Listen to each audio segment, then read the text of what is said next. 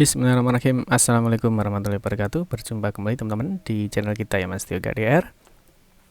Oke teman-teman, di kesempatan kali ini kita akan berbagi informasi kembali ya, masih di seputar dunia pendidikan ya. Untuk kesempatan kali ini kita akan kembali ya memberikan informasi. Ini ada edaran terbaru teman-teman ya dari Kemendikbudristek, yang mana saat edaran ini ya baru diluncurkan ya di tanggal 27 Maret 2023 ya. Jadi hari ini ada informasi tentunya di sini setiap sekolah ya, artinya seluruh sekolah baik itu dari jenjang SD, SMP, SMA ya, SMK ini diberikan kesempatan kedua ya. Yang mana kalau kita lihat sebelumnya sudah ada edaran ya dari Kemendikbudristek bahwa untuk batas waktu pengisian data itu sampai dengan 31 Maret 2023. Nanti kita akan bahas teman-teman ya, apa yang perlu dicek dan apa yang perlu dilakukan oleh sekolah. Nah ini tentunya ada kesempatan baik yang masih diberikan dari Kemendikbudristek. Untuk itu teman-teman silakan simak video ini sampai dengan selesai. Tapi seperti biasa kita ingatkan kembali, mungkin bagi kalian yang baru bergabung di channel ini atau mungkin baru mulai channel ini, jangan lupa klik tombol like dan subscribe. Silahkan bunyikan lonceng notifikasinya biar Anda selalu mendapatkan informasi-informasi terbaru dari kita. Baik, kalian suka baca berita, silahkan kunjungi saja di laman resmi kita mastiokade.com. Di sini kita akan berbagi informasi khususnya di seputar dunia pendidikan. Oke, kita langsung saja kita bahas untuk edaran terbaru ya dari Kemendikbudristek per 27 Maret 2024. Tentunya masih ada kesempatan bagi seluruh sekolah ya yang memang ingin melakukan perbaikan data ini. Kita akan cek teman-teman yang pertama ya. Kita lihat dulu di sini dari Kementerian Pendidikan, Kebudayaan, Riset dan Teknologi ya.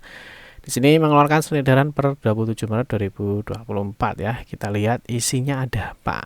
Nah, yang pertama, di sini ada informasi terkait dengan perpanjangan pemutakhiran data pokok pendidikan tahun 2024 untuk perencanaan dan fisik di bidang pendidikan ya. Di sini pemutakhiran ya atau update data ini untuk data pokok pendidikan atau Dapodik ya. Tentunya sekolah maupun operator Dapodik harus kerjasama. Tetapi tidak hanya sekolah saja ya yang harus kerjasama, tapi juga harus ada pihak lain teman-teman ya. Nah, misalkan ada dari Dinas Pendidikan, dari PUPR dan seterusnya.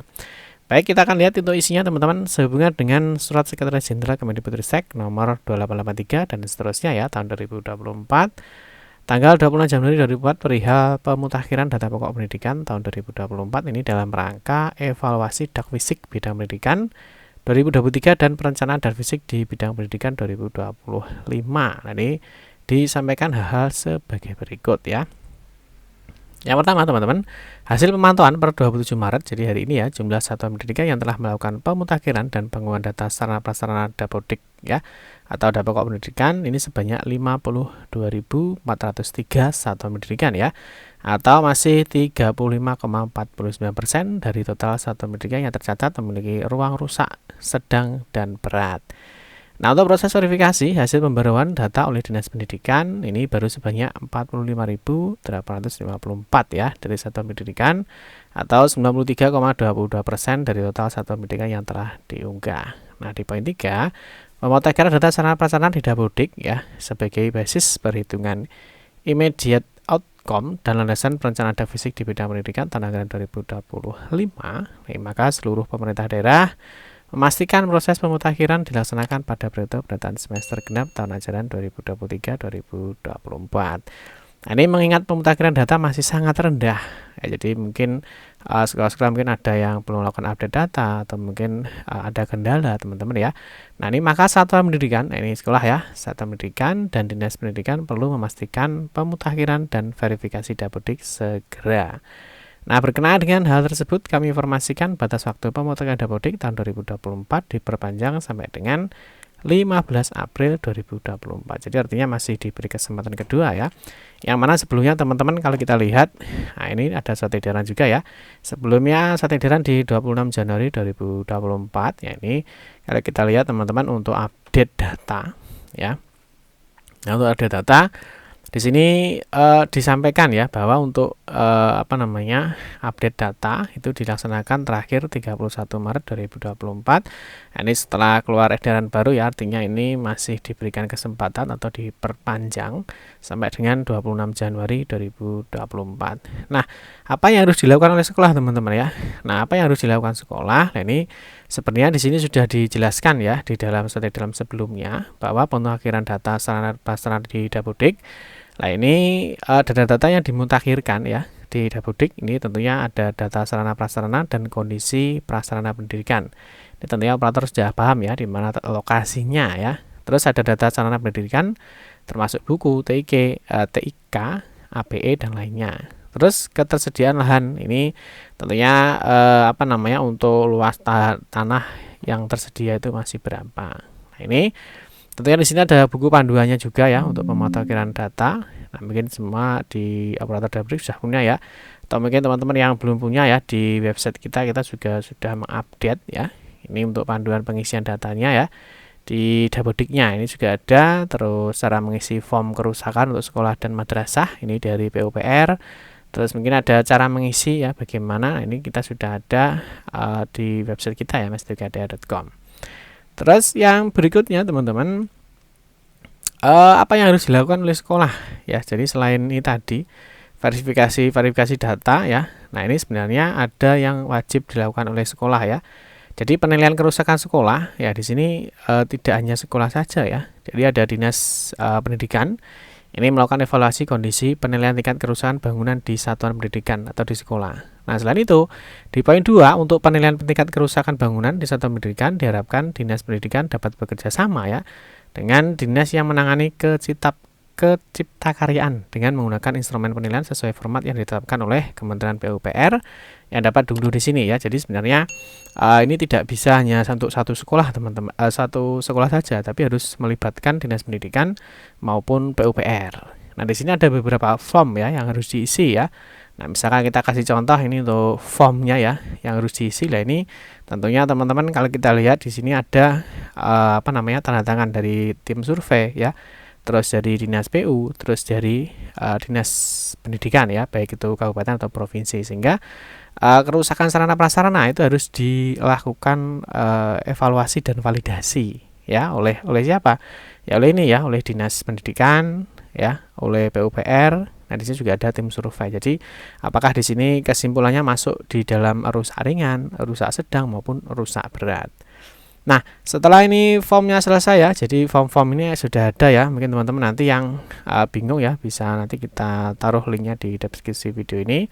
Termasuk di sini juga ada panduannya ya, bagaimana sih cara mengisinya. Ini ya. Terus yang berikutnya, jika form-form ini sudah ditandatangani ya oleh tim survei, terus dinas PU ya, terus dinas pendidikan. Nah, selanjutnya ini adalah untuk tugasnya sekolah ya. Dalam hal ini adalah operator sekolah ya. Nah, di sini hasil penilaian. Nah, di sini hasil penilaian. Jadi tadi ya teman-teman. Jadi form-formnya ini kan sudah diisi ya. Sudah diisi secara lengkap ya, mulai tahap 1, tahap 2 dan seterusnya ya. Dan sudah ditandatangani ya oleh petugas survei, terus dari dinas PU dan juga dari dinas pendidikan. Nah, maka di sini ada tugas berikutnya. Nah, ini tugas berikutnya ini oleh operator Dapodik tentunya ya. Di sini hasil peningkatan kerusakan bangunan sesuai format pada butir 2 ini disahkan. Jadi yang mengesahkan itu adalah dinas pendidikan dan dinas yang menangani keciptakaryaan, atau mungkin teman-teman PUPR ya mungkin pahamnya. Nah, terus di sini itu tugasnya operator atau satuan pendidikan yaitu melakukan pemutakhiran data tingkat kerusakan bangunan dan mengunggah ya, atau mengupload dokumen elektronik hasil penilaian pada butir 3 melalui sp.datadik.kemdikbud.go.id. Ini tentunya teman-teman operator juga sudah paham. Nah, nanti bagaimana caranya? Nah, kita tes. Kita kasih caranya. Yang pertama teman-teman bisa login di sini ya, di sp.datadik.kemdikbud.go.id, tentunya menggunakan akun Dapodik ya. Saya rasa operator sudah paham ya. Nanti berikutnya setelah masukkan username dan password ya, nah, teman-teman bisa klik masuk. Lah di sini nanti setelah masuk di home ya, nah, teman-teman bisa masuk di bagian sarpras atau sarana prasarana. Nah, nanti di sini ada dua ya, ada dua tab ya, ada ruang, ada bangunan. Ini yang ruang ini nanti bisa di cross check. Yang berikutnya kita masuk di bagian bangunan. ya, di menu bangunan. Nah, ini teman-teman. Nanti yang di bawah adalah di sini ya. Di sini nanti ada verifikasi datanya. Jadi hasil pengisian datanya ya, hasil pengisian datanya yang ini tadi ya, form-form ini tadi, form kerusakan yang sudah di tanda tangani atau disahkan oleh Dinas Pendidikan maupun PUPR. Nah, di sini baru di sini nanti diupload di sini ya, di menu Sarpras di bagian bangunan. Nah, di bangunan di sini, teman-teman di sini mana yang memang butuh perbaikan atau rusak berat atau ringan, nah ini nanti teman-teman bisa klik di bagian kondisi. Nah, di klik kondisi teman-teman, nanti akan muncul 3 tab ya. Jadi ada kondisi, berkas penilaian, ada berkas terlampir. Nah, di sini kerusakan tentunya data ini diambil dari Dapodik ya, nanti bisa disesuaikan nih kondisinya berapa sih kerusakannya. Nah, ini disesuaikan ya dengan form tadi. Nah, disesuaikan dengan hasil ini tadi yang sudah di ACC oleh tim atau petugas. Nah, selanjutnya teman-teman, nah di sini teman-teman bisa masuk di berkas penilaian. Nah, ini masuk berkas penilaian ya. Nah, nanti teman-teman bisa mengupload ini. Jadi dokumen yang sudah disahkan atau sudah di ACC dari Dinas Pendidikan maupun Dinas PUPR ya. Nanti diupload di sini sesuai dengan yang sudah ditandatangani. Nah, ini ya, berkas yang telah ditandatangani tim survei Dinas PUPR dari Dinas Pendidikan. Ini stempel basah semuanya, jadi berkasnya diupload. Nah, ini tugasnya operator sekolah ya, atau operator Dapodik yang dalam rangka untuk pengajuan ya, DAK fisik tahun 2025 nanti.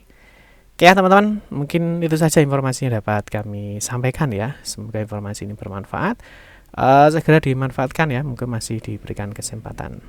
Demikian, semoga informasi ini bermanfaat. Mohon maaf jika ada salah kata dalam memberikan informasi dan penjelasan. Kita berjumpa kembali di video-video berikutnya. Saya akhiri, wassalamualaikum warahmatullahi wabarakatuh.